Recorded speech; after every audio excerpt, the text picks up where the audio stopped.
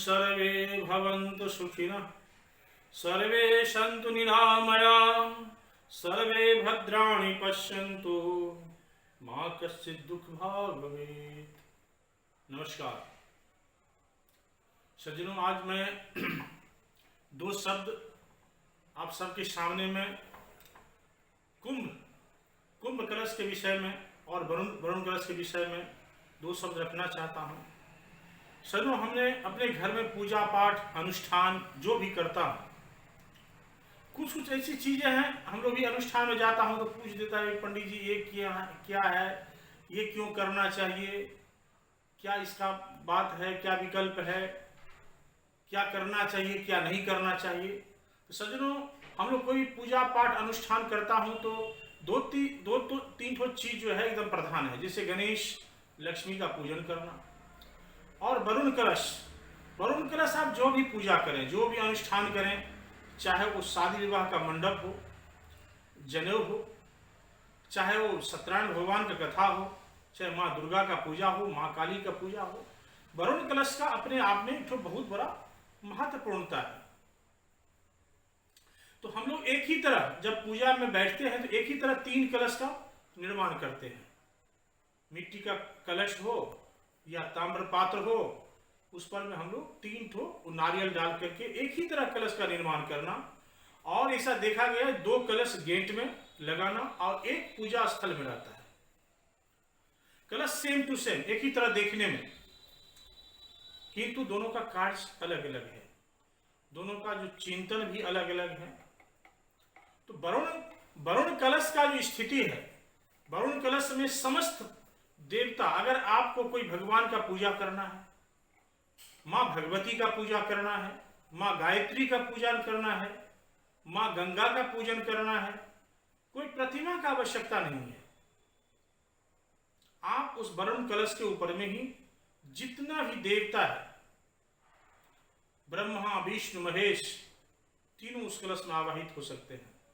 सप्त सागर, समस्त नदियां, सब उस वरुण कलश में प्रवाहित रहता है। मंत्रोच्चारण के माध्यम से हमारे वैदिक पंडित जी लोग पूजा कराते हैं, उनका प्रतिष्ठा करते हैं और सभी देवी देवता उसमें आवाहित रहते हैं। तो आप वरुण कलश के माध्यम से हर भगवान का, हर देवी देवता का आराधना हम लोग करते हैं। विशेष करके देखा गया प्रतिमा में कोई उतना खास उसे माला वाला चढ़ाया गया और वरुण कलश का ही पूजन होता है, तो अपने आप बहुत ही महत्वपूर्ण है। उनमें पुण्यावाचन विधि भी है और वरुण कलश का ही है। और जो 2 कलश है, मैं उसी विषय में आप लोगों को जानकारी देना चाहता हूं। गेट में हम लोग कलश लगाते हैं, ये प्रश्नवाचक चिन्ह है। क्यों गेट में हम लोग केला का खंभ लगाते हैं? क्यों लगाते हैं? गेट में हम लोग आम का पल्लव लगाते हैं? क्यों लगाते हैं? क्या कारण है? इससे मुझे क्या हानि या क्या लाभ हो सकता है? ये प्रश्न। तो सज्जनों, मैं आप लोगों से यही बताना चाहता हूं। विशेष करके पूजा स्थल का तो अलग बात हो गया, अब गेट में दोनों गेट में हम लोग कलश लगाते हैं। प्रधान जो गेट हुआ घर के बाहर, कोई विशेष पूजन होने से, वैवाहिक कार्यक्रम हुआ, यज्ञोपवीत हुआ, जो भी, तो ये जो इस कलश का नाम है कुंभ। आप देखिएगा हरिद्वार में या उज्जैन में जब भी कुंभ लगता है, जब कुंभ राशि में जब बृहस्पति भगवान पहुंचते हैं, गुरु बृहस्पति, तो हरिद्वार में कुंभ लगता है, कुंभ का मेला होता है। वहाँ हम लोग जाते हैं, गंगा स्नान करते हैं, अमृत की वृष्टि होती है। यही लोभ से हम सभी जाते हैं गंगा स्नान करने के लिए। तो ये जो कुंभ जो है, कुंभ एक राशि है। 12 राशि में एक राशि जो है खास करके कुंभ है। कुंभ 11वां नंबर राशि है कुंभ, उसके बाद मीन, 12 राशि पूर्ण होता है। तो कुंभ राशि जो है, कुंभ राशि का मकर राशि और कुंभ राशि का स्वामी जो है वो है शनि। तो दोनों गेट पर हम लोग जो एक कलश बैठाते हैं, उनको कुंभक के रूप में बैठाते हैं और उनका विधिवत, जैसे हम लोग कोई गृह प्रवेश करते हैं तो उनका द्वार शाखा का पूजन किया जाता है, उसमें कुंभ का ही पूजन किया जाता है।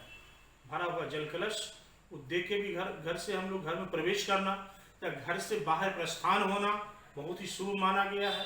तो दोनों गेट में जो कुंभ राशि का जो स्वामी है शनि महाराज, उनका ड्यूटी लग जाता है। बहुत आदमी देखते हैं ना घोड़ा का नाल लगाता है, लेकिन उससे ज्यादा लाभान्वित होता है जब हम लोग दोनों गेट में कलश लगाते हैं। तो गेट में शनि का ड्यूटी लग जाता है, और केला का खम्भ, केला का जो गाछ है वो बृहस्पति का प्रतीक है। तो सौर मंडल में सबसे जो बड़ा ग्रह है वो है शनि, शनि के बाद बृहस्पति, और इसे करके एक एक करके। तो शनि और बृहस्पति दोनों का जो है गेट में स्थापना हो जाता है।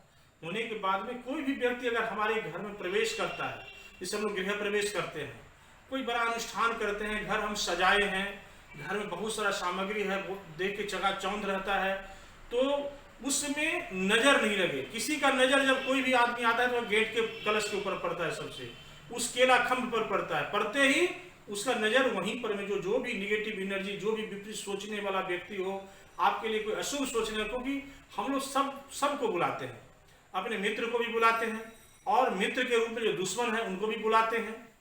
आगे मेरा मित्र था लेकिन आज दुश्मन, लेकिन बुलाना पड़ता है। तो अब ये इच्छा रहता है नहीं बुलाए, फिर भी उसको बुलाना होगा। तो जो भी हमारे घर में आए उनका नजर किस तरह भी हो, तो दोनों गेट में जो कलश लगा हुआ है वो वहीं उनका जो नजर का है वो नियंत्रण कर लेता है। इसीलिए हम लोग दोनों गेट में कुंभ कलश का स्थापना करते हैं, विधिवत उनका पूजा भी करते हैं, जैसे उन पर माला वगैरह भी चढ़ाना चाहिए, पूजन भी। तो कोई भी घर में अगर विशेष क्रिया हो, विशेष अनुष्ठान हो, पूजा हो, तो आप लोग अवश्य दोनों गेट में कलश लगाएं, उस पर नारियल निश्चित रूप से दें। अगर नारियल जलदार नहीं, जो अथी वाला नहीं मिले, शीश वाला डाब नहीं मिले, तो वैसे भी जलदार वाला जो नारियल है वो भी दे करके और वहां पर विराजमान करें, और केला का खम्भ भी।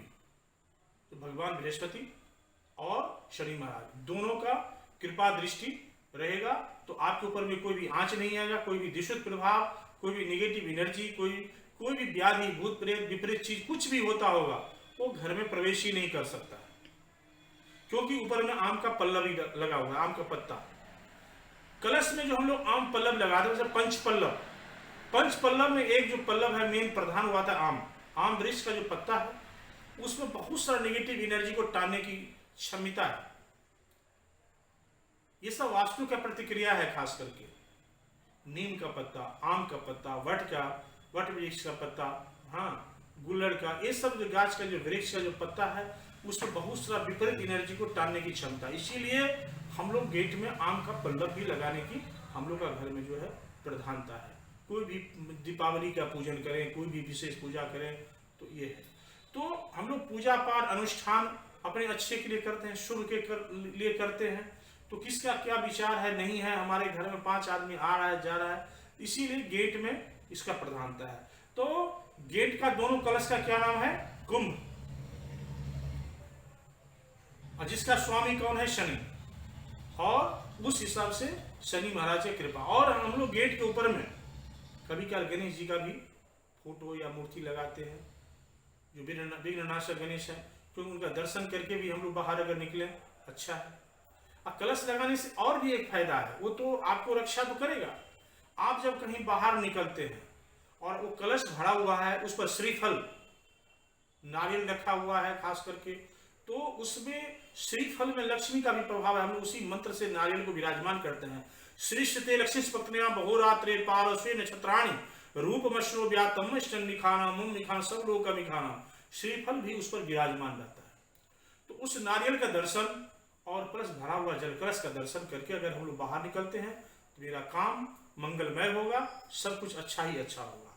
तो सज्जनों, इसीलिए हम लोग कोई भी पूजा पाठ अनुष्ठान में खास करके बाहर में कुंभ कलश का निर्माण वहां पर विराजमान करते हैं विधिवत सम्मान पूर्वक, और वहां पर पंचधान्य वगैरह जो भी दे करके विराजमान करना चाहिए, और अपने घर में विधिवत पूजा करना चाहिए। इससे हम लोग का और भी कल्याण होगा, भगवान की कृपा दृष्टि बरसेगी, हर तरह से कल्याण ही कल्याण होगा। तो सच में पूजा पाठ में बहुत सारी ऐसी प्रतिक्रिया है, पौराणिक मान्यताएं हैं, खास करके कुछ ऐसी परंपरा है जो अपने करते तो हैं लेकिन अपने को पता ही नहीं रहता है ये क्यों कर रहा। तो मैं यही सोचा हूँ, हमें इसीलिए आप लोगों को एक एक करके एक एक पूजा का एक एक पद्धति का, हाँ हमारे वेद में क्या दिया, उपनिषद में क्या दिया हुआ है, तो मैं सोच रहा हूँ एक एक करके छोटा छोटा पार्ट करके, क्योंकि आजकल टाइम सबके पास उतना है नहीं, हाँ तो मैं छोटा छोटा वीडियो बना के आप लोगों के सामने में प्रस्तुत करता हूँ। और आप लोगों से यही आग्रह है, इसको देखिए और थोड़ा सा समझिए भी। जो भी हमारी सनातन धर्मी हैं, जो भी इस हिंदू शास्त्र सनातन धर्म को मानने वाले हैं, खास करके मैं सभी को आग्रह करता हूं, इसको देखिए। और कोई भी चीज़ हम पहले भी बता चुका हूं, तो जब कोई पूजा पाठ अनुष्ठान करते हैं और उस विषय वस्तु को हम लोग नहीं जानते हैं, अनजान में कर लेते हैं खास करके, तो उससे उतना फल की प्राप्ति नहीं होता है। अगर हमको समझ में आता है जो ये चीज़ है, तो उस पर हम लोग पूरा ध्यान से और एकाग्र होकर करेंगे, विधिवत करेंगे, तो मेरा जीवन में और अच्छा होगा, कल्याण होगा। तो सज्जनों, आज मैं इतना ही छोटा सा 2 शब्द आप लोगों के सामने रखा हूँ। अगला वीडियो में और कुछ नया पूजा पाठ के माध्यम का कुछ न कुछ प्रकरण में जरूर डालूंगा, खास करके किस विधि से हम लोग को क्या पूजा, कौन सा पूजा करना चाहिए, उसका क्या नियम है, और जब उस नियम से हम करते हैं तो निश्चित से फल की प्राप्ति होता ही होता है, उसमें कोई संदेह नहीं है। हम लोग खाना बनाते हैं, भोज बनाते हैं, अगर खाना में सब कुछ सही चीज नहीं डाला जाए टाइम से, तो खाना अच्छा नहीं पकेगा और भोज हम लोग नहीं खा सकते, अच्छा भी नहीं लगेगा और मेरा शरीर में भी उसका जो है उतना फल प्राप्ति नहीं होगा, स्वास्थ्य के लिए भी अनुकूल नहीं रहेगा। उसी तरह कोई भी क्रिया, पूजा पाठ हो, आप ऑफिस का काम हो, कोई भी क्रिया, अगर आप उसको समुचित ढंग से नहीं करते हैं, आपको समझ में नहीं आता है, तो उसका फल प्राप्त हमको नहीं होता है। तो सज्जनों, मुझे यही आग्रह है कि आप लोग विधिवत जिस भगवान को माने, जो भी पूजा करें, दीपावली वगैरह, दुर्गा पूजा, सत्यनारायण भगवान कथा, तो उस विषय वस्तु को पहले जानें, समझें, उसके बाद अगर ये क्रिया हम करते हैं तो एकदम सब कुछ अच्छा ही अच्छा है। नमस्कार।